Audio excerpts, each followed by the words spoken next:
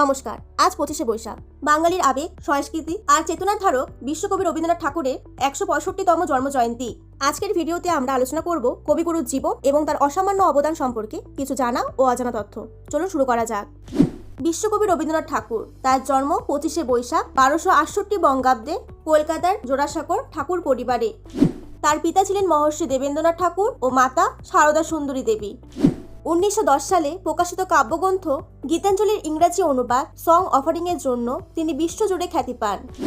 1913 সালে তিনি প্রথম এশীয় হিসাবে সাহিত্যে নোবেল পুরস্কার লাভ করেন। ছোট গল্প, উপন্যাস, কবিতা ও নাটকের মাধ্যমে তিনি বাংলা সাহিত্যকে আধুনিক রূপ দিয়েছেন। তার সৃষ্ট প্রায় 2230টি গান রবীন্দ্রসঙ্গীত নামে পরিচিত, যা আজও বাঙালির আনন্দ বেদনার চিরসাথী। জীবনের শেষ প্রান্তে এসে তিনি ছবি আঁকা শুরু করেন এবং এক নতুন ধারা তৈরি করেন। তিনি বিশ্বের একমাত্র কবি যার লেখা গান ভারত ও বাংলাদেশ এই দুটি দেশে জাতীয় সঙ্গীত এবং শ্রীলঙ্কা দেশে জাতীয় সঙ্গীতের প্রেরণা হিসাবে ব্যবহৃত হয়। প্রকৃতির কোলে খোলা আকাশের নিচে শিক্ষার প্রসারে তিনি শান্তিনিকেতনে বিশ্বভারতী বিশ্ববিদ্যালয় প্রতিষ্ঠা করেন। 1919 সালে জালিয়ানওয়ালাবাগের হত্যাকাণ্ডের প্রতিবাদে তিনি ব্রিটিশ সরকারের দেওয়া নাইটহুড উপাধি ঘৃণা ভরে বর্জন করেন।